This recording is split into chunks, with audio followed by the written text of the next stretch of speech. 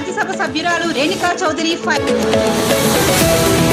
శైవ క్షేత్రాలకు ప్రాధాన్యత ఉందన్న డిప్యూటీ సీఎం బట్టి.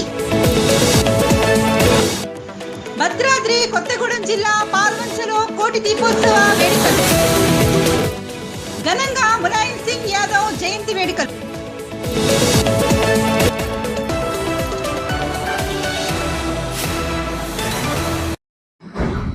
కేంద్ర ప్రభుత్వం అనుసరిస్తున్న కార్మిక రైతు వ్యతిరేక విధానాల నిరసనగా నవంబర్ 26న జరిగే కలెక్టరేట్ ముట్టడిని జయప్రదం చేయాలని వామపక్ష రైతు కార్మిక ప్రజా సంఘాలు నాయకులు కోరారు. ఇండియన్ కౌన్సిల్ అగ్రికల్చరల్ రీసెర్చ్ పలు మల్టీనేషనల్ కార్పొరేట్లతో వ్యవసాయ పరిశోధనల కోసం అనేక ఒప్పందాలు కుదుర్చుకుందని ఆరోపించారు. వేతనాల కోడ్ చట్టంలో కనీస వేతనాలు నిర్ణయించే మౌలిక విధానాన్ని తుంగలో తొక్కిందని చెప్పారు. కాంట్రాక్ట్ లేబర్ విధానం అన్ని రంగాల్లో మరింత పెంచి దోపిడీకి హద్దుపద్దు లేకుండా బీజేపీ ప్రభుత్వం చేసిందన్నారు. కిసాన్ మోర్చా అన్ని రైతు సంఘాలు వాటితో పాటు ట్రేడ్ యూనియన్స్ అన్ని ట్రేడ్ యూనియన్స్ అట్లాగే వ్యవసాయ కార్మిక సంఘం మహిళా సంఘాలు అన్నీ కలిపి నవంబర్ 26వ తారీఖున భారీ ఎత్తున అక్కడ నిరసన ప్రదర్శనని కలెక్టరేట్ ముందు మన జిల్లాలో చేయడం జరుగుతూ ఉంది. బీజేపీ ప్రభుత్వం 2014లో అధికారంలోకి వచ్చేటప్పుడే ఒక హామీ ఇచ్చింది, చాలా హామీలు ఇచ్చింది. ముఖ్యంగా సంవత్సరానికి 2 కోట్ల మంది నిరుద్యోగులకు ఉద్యోగ అవకాశాలు ఇప్పిస్తామని చెప్పి, కానీ ఆశ నెలలో 50,000 మందికి పైగా కార్మికులను ఉద్యోగాల నుంచి తొలగించింది. అంతేకాకుండా ఇప్పుడు ఒక దుర్మార్గమైన చట్టాలు తెస్తున్నది, 4 లేబర్ కోడ్ చట్టాలను తెస్తున్నది. దీనివల్ల దేశంలోనే 40 కోట్ల మందికి పైగా రైతు పెట్టుబడి మీద 50% కలిపి అంటే 100 రూపాయల పెట్టుబడి అయితే ఇంకొక 50 రూపాయలు కలిపి మద్దతు ధర 150 రూపాయల మద్దతు ధర నిర్ణయించాలి. పెట్టుబడి 100 రూపాయలు పోతే 50 రూపాయలు రైతు మిగులుతాయి. అందువల్ల వ్యవసాయం సజీవంగా ఉన్నది. ఈ దేశం ఎప్పుడు పాడి పంటలతో కడకడాడుతూ ఉంటుంది. ప్రజలకి ఆహార కొరత లేకుండా ఉంటుంది. వ్యవసాయం లాభసాటిగా ఉంటుంది. వ్యవసాయం చేయడానికి రైతులు మొగ్గు చూపుతారు అని చెప్పి సోమనాథ్ కమిషన్ చెప్తే, ఇవాళ అది లేకుండా ప్రతి సంవత్సరం 2%, 3%, 4% కనీస మద్దతు ధర ప్రకటిస్తూ ఉన్నారు. ఆ మద్దతు ధర క్షేత్రస్థాయిలో అమలయ్యే పరిస్థితి లేదు. అదే క్రమంలో ఇవాళ మద్దతు ధర అమలు కాకపోవడం ఒక భాగం అయితే, మార్కెటింగ్ సౌకర్యం కల్పించకుండా నానా తిప్పలు పడుతూ ఉన్నారు. ఇంకొక వైపున రైతుని బలోపేతం చేయాలి, ఖచ్చితంగా రైతుకు కావాల్సిన సబ్సిడీలు పర్ఫెక్ట్ గా అందజేయాలని చెప్పి రైతు సంఘాలు కానివ్వండి, వివిధ రాజకీయ పార్టీలు కానివ్వండి డిమాండ్ చేస్తూ ఉంటే, రైతుకి ఇవ్వాల్సిన రాయితీల్ని క్రమేపీ కుదించుకుంటూ వస్తూ ఉన్నారు. రైతుకి ఇవ్వాల్సిన బడ్జెట్ లో ఆ రైతులకు కావాల్సిన రేషియోలో రైతులకి బడ్జెట్ కేటాయింపు. కంట్రోలర్ అండ్ ఆడిటర్ జనరల్ గా తెలుగు అధికారి సంజయ్ మూర్తి ప్రమాణ స్వీకారం చేశారు. కాగా బాధ్యతలు చేపట్టిన తొలి తెలుగు అధికారిగా సంజయ్ మూర్తి రికార్డుకెక్కారు. ఆంధ్రప్రదేశ్లోని ఉమ్మడి తూర్పుగోదావరి జిల్లాకు చెందిన సంజయ్ మూర్తి 1964 డిసెంబర్ 24ని జన్మించారు. మెకానికల్ ఇంజనీర్గా చదివారు. 1989లో ఐఏఎస్ ఆఫీసర్గా హిమాచల్ ప్రదేశ్కు కేడర్కు ఎంపికయ్యారు. తొలుత ఎక్కువ కాలం హిమాచల్ ప్రదేశ్, ఆ తర్వాత కేంద్ర సర్వీస్లో సేవలందించారు. 2021 సెప్టెంబర్లో జాతీయ ఉన్నత విద్యామండలి కార్యదర్శిగా బాధ్యతలు చేపట్టారు. ఐఏఎస్ అధికారిగా మరో 4 రోజుల్లో ఆయన పదవి విరమణ చేయాల్సి ఉంది. సంజయ్ మూర్తి ప్రతిభను గుర్తించిన కేంద్ర ప్రభుత్వం ఆయనని ప్రతిష్టాత్మక కంట్రోలర్ అండ్ ఆడిటర్ జనరల్ గా పదవిలో నియమించింది. ఈ పదవిలో నియమితులైన అధికారులు గరిష్టంగా 6 ఏళ్ల వరకు లేదా 65 ఏళ్ల వయసు వచ్చేదాకా పనిచేయవచ్చు. భద్రాద్రి కొత్తగూడెం జిల్లా పాల్వంచ నవభారత్ ఎన్ఎండిసి కాలనీలో ఉన్న శ్రీ పార్వతీ సమేత రామలింగేశ్వర స్వామి దేవాలయంలో కోటి దీపోత్సవం కార్యక్రమం ఘనంగా జరిగింది. భక్తులు అత్యంత భక్తి శ్రద్ధలతో దీపాలను వెలిగించారు. దీంతో ఆ ప్రాంగణం అంతా ఆధ్యాత్మిక శోభను సంతరించుకుంది. ఆలయ కమిటీ ప్రధాన అర్చకులు ఆంజనేయ శర్మ ఆధ్వర్యంలో భక్తులు తీర్థ ప్రసాదాలు అందజేశారు. భద్రాద్రి కొత్తగూడెం జిల్లా పాల్వంచ ఎల్ఎండిసి కాలనీ శివాలయంలో కార్తీక మాస సందర్భంగా ప్రత్యేక పూజలు నిర్వహించడం జరుగుతుంది. అందులో భాగంగా మహిళలందరిచే కోడి దీపోత్సవ కార్యక్రమం ఈరోజు ఘనంగా నిర్వహించడం జరిగింది.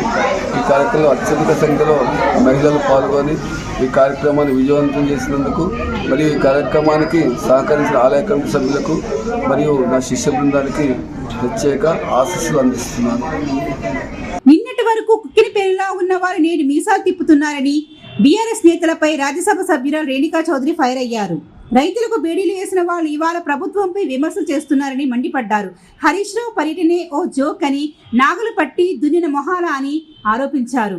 కమిషన్ కాకతీయ, కమిషన్ భగీరథుల కోసం పనిచేశారన్నారు. ఖరీఫ్ కు రబీకు తేడా తెలియని వారు మాట్లాడుతున్నారని విమర్శించారు. మీడియా మిత్రులందరికీ నా నమస్కారం. చాలా సంతోషం. నాకు జిల్లా ఆడబిడ్డగా నేను నా ఇంటికి వచ్చాను. మిమ్మల్ని అందరినీ కలుసుకునే భాగ్యం నాకు కలిగింది.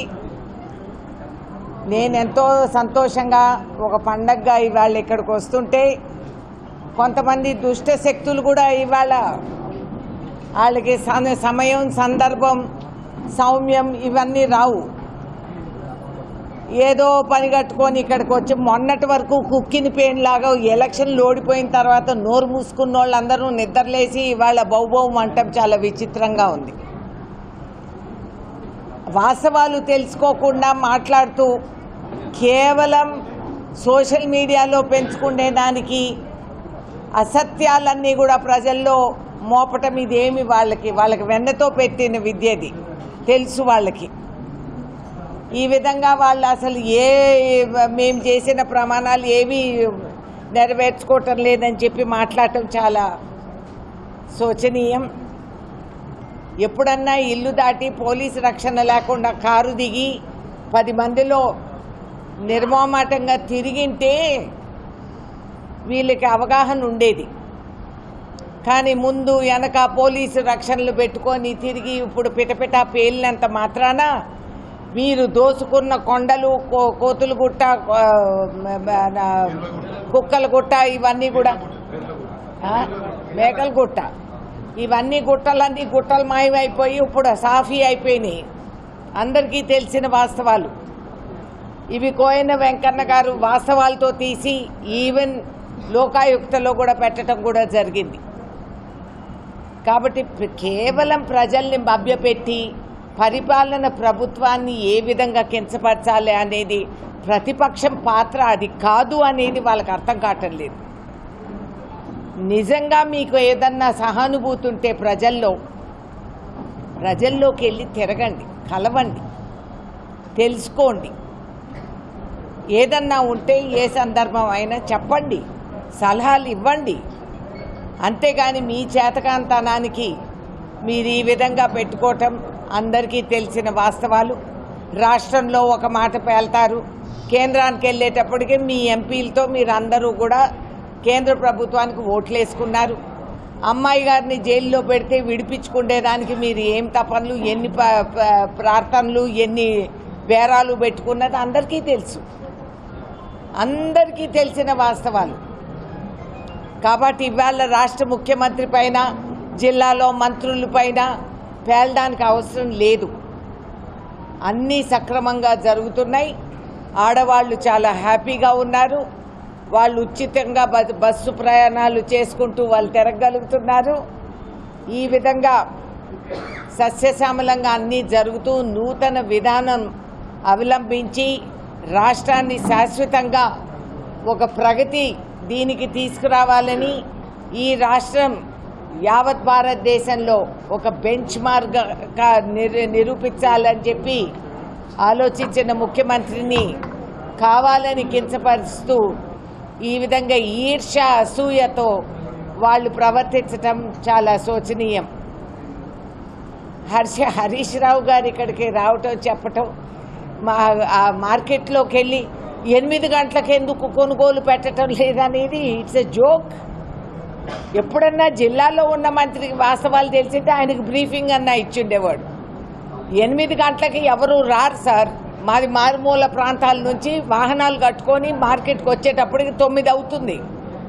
మీరు చెప్పిన దానికి 8 గంటలకు దుకాణం తీసి పెట్టుకుంటే అది అయ్యే పని కాదు.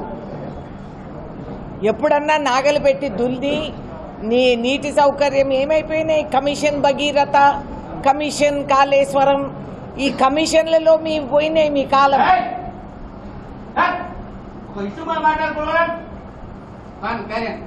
Very good. జిఎస్టీ లేదు దీనికి. Very good.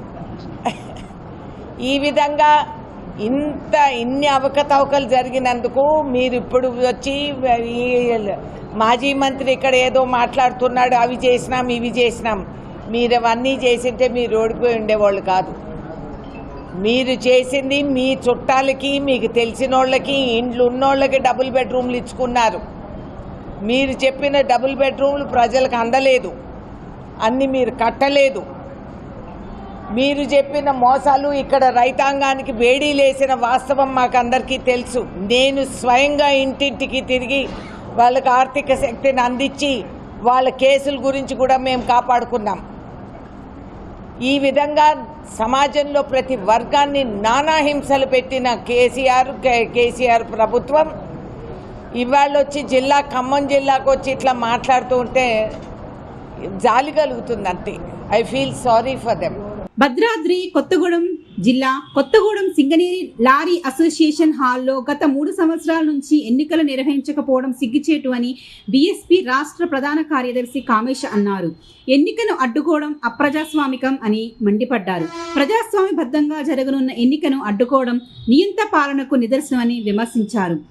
ఏదైతే సింగరేణిలో ఉన్నటువంటి లారీ అసోసియేషన్ ఉందో దాంట్లో గత 3 సంవత్సరాల నుండి కూడా ఎన్నికలు లేవని చెప్పి పరస్పరము వీళ్ళకి ఘర్షణలు జరిగే పరిస్థితి నుంచి ఇటీవల కాలంలో ఈ 2 వర్గాల వారు కూడా కాంగ్రెస్ పార్టీ నాయకులు ఈ కొత్తగూడెం అసెంబ్లీ కన్వీనర్ అయినటువంటి బాలశౌరి గారిని సంప్రదిస్తే వీళ్ళ ఈ విపక్షాలను కూర్చోబెట్టి సామరస్యపూర్వకమైన వాతావరణంలో ఆర్సీ వెరిఫికేషన్ అయితేంది, అందులో క్రమంగానే విత్డ్రాస్, నామినేషన్లు అన్ని పెట్టి ఈ రోజున ఏదైతే రాజ్యాంగం కల్పించినటువంటి ప్రజాస్వామ్యబద్ధంగా ఎన్నికలు నిర్వహించుకోవడానికి ఏర్పాట్లు చేసుకుంటే దాన్ని విచ్ఛిన్నం చేసే కుట్రలో భాగంగా ఈ కొత్తగూడెం గడ్డ మీద బతుకుదేవు కోసం పొట్ట చేత పట్టుకొని ఈ ఊరికి వచ్చిన 2 వ్యక్తులు దీంట్లో ప్రధానంగా దీన్ని అడ్డుకునే కుట్రలు చేసి ఈ రకంగా చేసేది ఏదైతే ఉందో అది సరైన విధానం కాదు. గతంలో ఇటువంటి నియంత పాలనను ఎన్నో చూసాం. గతంలో ఇక్కడ పరిపాలించిన ఒక నియంత మీ మీద కేసులు పెట్టి రోజుల తరబడి మిమ్మల్ని పెడితే అప్పుడు ఈ ప్రజాస్వామ్యవాదులం మేమందరం కూడా గొంతెక్కి రోడ్డెక్కి మీకు మద్దతుగా అందించిన సంగతి మీరు మర్చిపోతున్నాయేమో. ప్రజాస్వామ్యంలో ప్రజలే అంతిమ నిర్ణేతలు. ఖచ్చితంగా ప్రజాస్వామ్యబద్ధంగా ఇటువంటి నియంత్రణలకు ఓటు అనే దాని వల్ల ఖచ్చితంగా బుద్ధి చెప్తారు. ఇది సరైన విధానం కాదు. కొట్టిన వాళ్ళకి దెబ్బలు తిన్న వాళ్ళు లేని పంచాయతీ మధ్యలో చూసే వాళ్ళకి ఎందుకు వస్తుందో కూడా అర్థం కావట్లేదు. ఈ పక్షాల మేము ఏకమై మేము ఎన్నికలు పెట్టుకుంటామంటే గొడవలు అవుతాయి అని చెప్పి గొడవలు పెట్టుకునే వాళ్ళే 2 ఏకమై మంచిగా కలిసిమెలిసి ఉండి నామినేషన్లు వేసుకొని ఎన్నికలు పోతే ఎన్నికల నిర్వహణ రోజు వచ్చి దీన్ని భగ్నం చేసే కుట్రలు ఏవైతుందో అది సరైన విధానం కాదు. ఖచ్చితంగా భవిష్యత్తులో ఆ నాయకులకు మేము చెప్తున్నాం, భవిష్యత్తులో ఎన్నికలు బరాబర్ నిర్ణయిస్తాము, రోజులలోనే ఎన్నికలు నిర్వహిస్తాము. మీకు కూడా ప్రజాక్షేత్రంలో ప్రజాస్వామ్యబద్ధంగా మాత్రం బుద్ధి చెప్తామని చెప్పి ఈ సందర్భంగా నేను హెచ్చరిస్తున్నా. ఇటువంటి రాజకీయాలు చిల్లర రాజకీయాలు సరైనవి కాదు. అంతేగాని మేమేదో నియంత్రణము మా కిందనే ఉండాలి, బడుగు బలహీన జనాలు మా కిందనే ఉండాలా, మేము చెప్పినట్టే వినాలా, ఎప్పటికీ మేము రాజులము, మేము ఆదేశించిన ఆదేశాలే అమలు చేయాలని చెప్పి ఏదైతే ఉన్నదో అది సరైన విధానం కాదు. ఇకనైనా కూడా మీ పద్ధతి మార్చుకోలేకపోతే మీకంటే ముందున్న నియంత్రణని ప్రజలు ఏ స్థాయిలో ఎక్కడ కూర్చోబెట్టిలో కూడా ఆలోచన చేయాలని చెప్పి ఈ సందర్భంగా నేను హెచ్చరిస్తున్నాను. హైదరాబాద్ ఇందిరా పార్క్ ఎన్టీఆర్ స్టేడియంలో జరగనున్న కోటి దీపోత్సవ కార్యక్రమంలో కుటుంబ సమేతంగా డిప్యూటీ సీఎం బట్టి విక్రమార్క పాల్గొన్నారు. ఈ సందర్భంగా బట్టి మాట్లాడుతూ తెలంగాణలో మొదటి నుండి శైవానికి విశేష ప్రాధాన్యత ఉందన్నారు. కాకతీయులు ఎన్నో అద్భుత శివాలయాలు నిర్మించారన్నారు. శతాబ్దాల నాటి శైవ క్షేత్రాలలో మహాదేవుడు కొలువుదీరిన నేల ఇది అని అన్నారు. సరస్వతి స్వామివారు, art of living Ravishankar Guruji, Isha foundation Jaggi Vasudev వంటి ఎందరో గురుమూర్తులు ఈ కార్యక్రమంలో పాల్గొన్నారు. అన్ని దేవాలయాల కళ్యాణమూర్తులు ఇక్కడ కొలువుదీరి ఉంటారు. ఇక అన్ని ప్రాంతాల కళాకారులు ప్రదర్శనలు ఇవ్వటం ఎంతో విశేషం. నిజం చెప్పాలంటే ఇది నేత్రానందభరితమైన వేడుక. మీరంతా అయోధ్య దీపావళి టీవీల్లోనూ సామాజిక మాధ్యమంలోనూ చూసి ఉంటారు. నాకైతే ఇది అంతకు మించిన వేడుకగా కనిపిస్తుంది. ప్రజలను ధర్మం వైపు తీసుకెళ్తుంది ఈ కోటి దీపోత్సవం. ప్రతి ఒక్కరిలో ఆధ్యాత్మిక భావనను సుసంపన్నం చేస్తుంది. కోటి దీపోత్సవం స్ఫూర్తితో నేడు దేశమంతటా దీపోత్సవాలు జరుగుతున్నాయి. ఆ స్ఫూర్తితోనే నేడు తెలంగాణలోని ఆలయాల్లో దీపోత్సవాలు నిర్వహిస్తున్నాం. ఈ సందర్భంగా ఆలయాల దీపోత్సవాల నిర్వహణకు ప్రత్యేక నిధులు కేటాయిస్తున్నాం.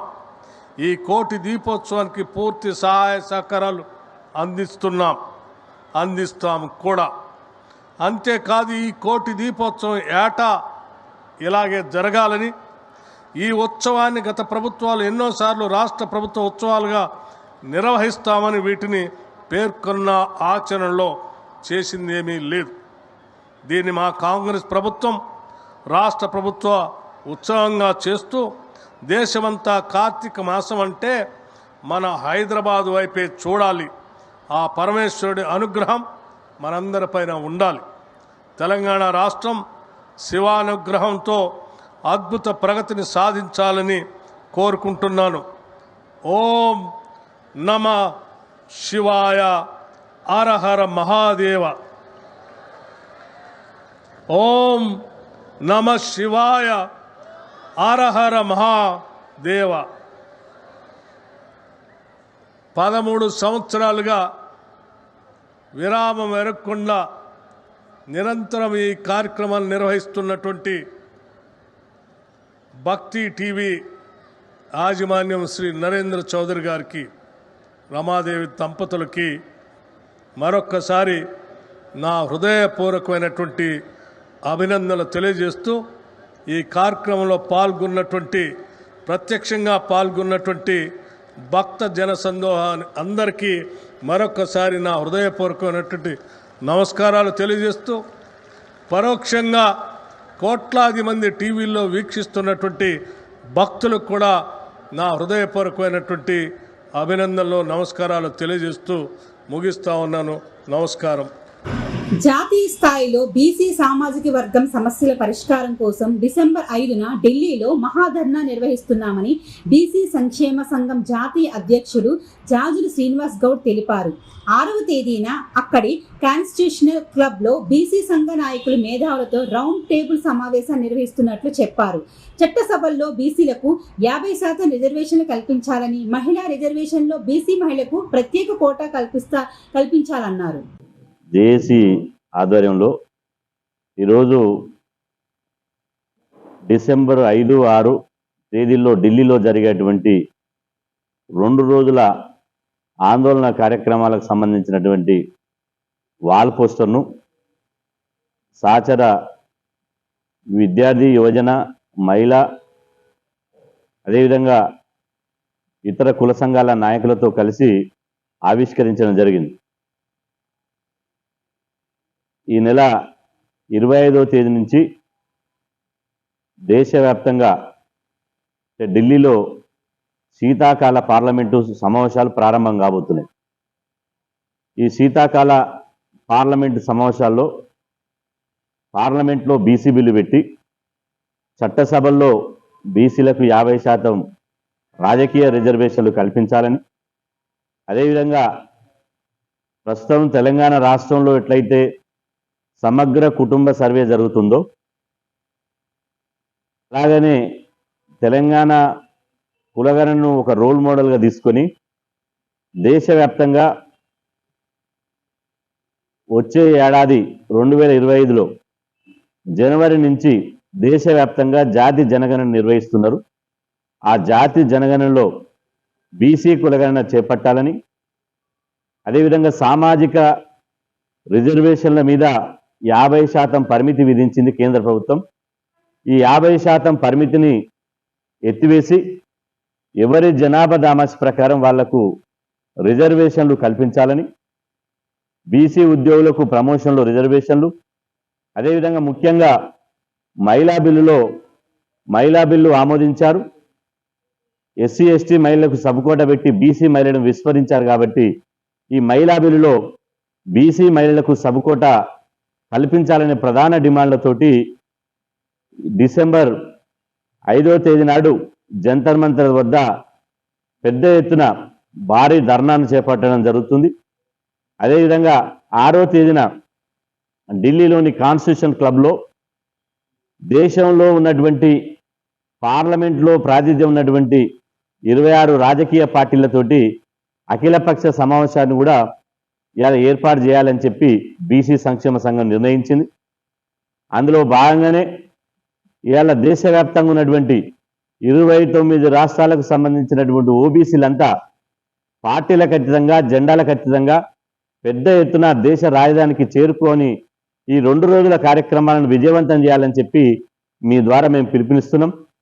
ఈ రోజు నరేంద్ర మోదీ గారు గౌరవ ప్రధానమంత్రి ఓబీసీ ప్రధానమంత్రి అయినప్పటికీ ఇలా ఓబీసీ అని చెప్పుకుంటున్నప్పటికీ తాను అధికారంలోకి వచ్చిన 10 సంవత్సరాల కాలంలో ఓబీసీల సంక్షేమానికి కానీ ఓబీసీల ఆకాంక్షలను కానీ ఓబీసీల డిమాండ్లను కానీ ఎక్కడ పరిష్కరించలే. ఎస్సీ వర్గీకరణ కోసం ఆర్టికల్ 341 సవరిస్తూ పార్లమెంట్ లో బిల్లు ఆమోదం చేయాలని తెలంగాణ మాదిగ సంఘాల మహాకూటమి చైర్మన్ క్రాంతికర్ పోకల కిరణ్ డిమాండ్ చేశారు. బర్కత్పుర దండోరాల ధర్మ పోరాటం ఆమరణ నిరాహార దీక్ష 2వ రోజుకు చేరింది. ఎస్సీ వర్గీకరణపై సుప్రీంకోర్టు తీర్పును గౌరవిస్తూ నేడు రాష్ట్రంలో ఆర్డినేటర్ జారీ చేయాలనుకున్నారు. కేంద్ర ప్రభుత్వం పార్లమెంట్ లో బిల్లు ప్రవేశపెట్టే వరకు దీక్ష కొనసాగుతుందని చెప్పారు. వివేక్ గారు వినోద్ గారు ఆస్తులు ఎట్లా పంచుకురో అట్లా డాక్టర్ బాబాసాహెబ్ అంబేద్కర్ గారు ఇచ్చినటువంటి రిజర్వేషన్లని ఈ 59 కులాలు పంచుకోవాలనేటటువంటి ఈ న్యాయమైనటువంటి ఆలోచన వారికి ఎందుకు రావట్లేదు అర్థం కావట్లేదు. డబ్బు ఉంది కదా అని చెప్పేసి నా అమాయకమైనటువంటి నా మాల సోదరుల్ని వాళ్ళని రెచ్చగొడుతూ ఆయన తిరిగి వర్గీకరణకు వ్యతిరేకంగా కేవలం తనకి ఈ రాష్ట్రంలో మంత్రి పదవి రావాలనే ఉద్దేశంతో మంత్రి పదవి కోసం నా మాల సామాజిక వర్గాన్ని అడ్డం పెట్టుకొని పబ్బం గడుపుకోవాలని చెప్పేసి అడ్డగోలిగా సంపాదించిన అక్రమ సంపాదనతో ఈరోజు డబ్బులు ఎగదజారుతున్నటువంటి పరిస్థితి చూస్తామన్నాం. ఇలాంటి కవ్వింపు చర్యలకు ఈయన కానీ నాగరాజు గారు ఎమ్మెల్యే గారు కానీ మీకు నిజంగా చిత్తశుద్ధి ఉంటే నిజంగా మీరు అంబేద్కర్ వారసులు అయితే మీరు తక్షణమే మీ ఎమ్మెల్యే పదవులకు రాజీనామా చేసి మీరు గెలవవలసిందిగా కోరుతా ఉన్నాం.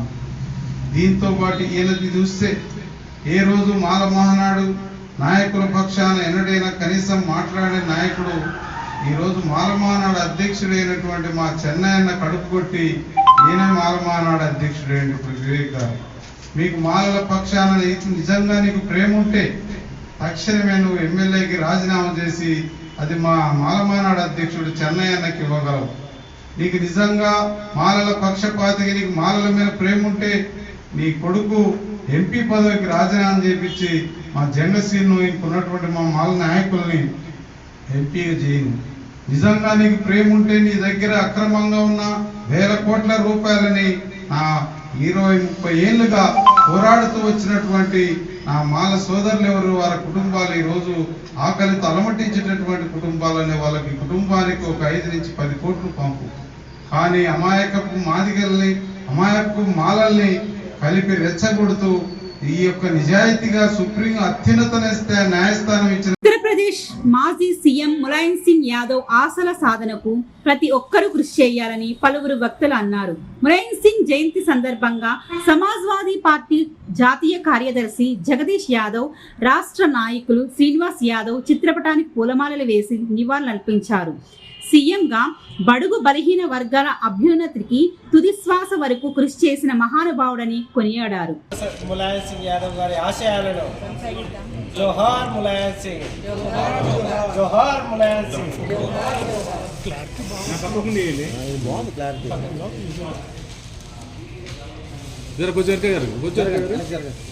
భయ్యా కొంచెం ఇలా ఉంచండి, ఉండండి ఒక్క నిమిషం. సరే చూడండి.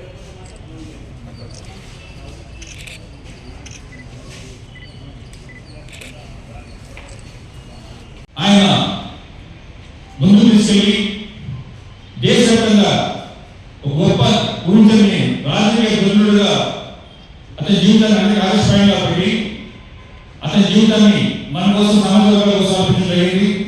కాబట్టి అలాంటి గొప్ప నాయకుడి యొక్క జన్మదినాన మనం ఆయన ఆశయాలని, ఆయన ఉద్దేశాలని, భావాలని మనం ఒక సంకల్పం తీసుకొని ముందుకెళ్తే సరైన వాళ్ళుగా చూపించినట్టు భావిస్తూ జై మహేష్ గారు, జై అఖిలేష్ గారు, జై సమాజవాది. వనపర్తి జిల్లాలో ఆర్ఎస్ ప్రవీణ్ కుమార్ 59వ జయంతి వేడుకలు ఘనంగా నిర్వహించారు. ఆర్ఎస్ ప్రవీణ్ కుమార్ తో పేద విద్యార్థులు అండగా నిలిచారని బీఆర్ఎస్ అధికార ప్రతినిధి శ్రీధర్ అన్నారు. గురుకులాల కార్యదర్శిగా ఉండి పేద విద్యార్థుల జీవితాలలో మార్పు తెచ్చారని అన్నారు. జన్మదిన శుభాకాంక్షలు తెలియజేస్తూ వారి జన్మదిన వేడుకలను మాజీ మంత్రి సింగిరెడ్డి నిరంజన్ రెడ్డి గారి స్వగృహంలో ఈరోజు ఘనంగా యువకుల మధ్యలో జరుపుకోవడం జరిగింది. పేదల పెన్నిది, బడుగు బలహీన వర్గాల ఆశాజ్యోతి అయినటువంటి ఆర్ఎస్ ప్రవీణ్ కుమార్ గారు యొక్క పటుత్వాన్ని, పేదల పట్ల ఆయనకు ఉండేటటువంటి మక్కువను చూసి ఆ రోజుల్లో ముఖ్యమంత్రిగా ఉన్నటువంటి కేసీఆర్ గారు గురుకుల పాఠశాలలు అత్యంత బడుగు బలహీన వర్గాల ఎస్సీ, ఎస్టీ, మైనార్టీ, తర్వాత బీసీ వర్గాలు చదువుతున్నటువంటి గురుకుల పాఠశాలలకు సరైన న్యాయం చేయగల సత్తా ఆర్ఎస్ ప్రవీణ్ కుమార్కు ఉందని గురుకులాలకు కన్వీనర్గా నియమిస్తే కొన్ని లక్షలాది మంది విద్యార్థులను ఉన్నత విద్యా ఉద్యోగాల్లో ఉత్తీర్ణత చేసినటువంటి ఘనత ఆర్ఎస్ ప్రవీణ్ కుమార్ గారిది. ఒక గురుకుల పాఠశాల విద్యార్థిని ఎవరెస్ట్ శిఖరాన్ని అధిరోహించే విధంగా కూడా ఈయన కృషి ద్వారానే సాధ్యమైంది. ఇలా అనేక రంగాల్లో, ఉన్నత రంగాల్లో గ్రామీణ స్థాయి పేద విద్యార్థులను తీర్చిదిద్దినటువంటి ఘనత ఆర్ఎస్ ప్రవీణ్ కుమార్ గారిది. వారి సేవలు ఇంకా ఈ తెలంగాణ సమాజానికి అవసరం ఉందని, వారికి ఆ భగవంతుడు ఆయురారోగ్యాలు ప్రసరించాలని నేను ఆ అయ్యప్ప స్వామిని ప్రార్థిస్తున్నాను. జై హింద్, జై తెలంగాణ. మాస్టర్ కి TV please like, share and subscribe master కి టీవీ.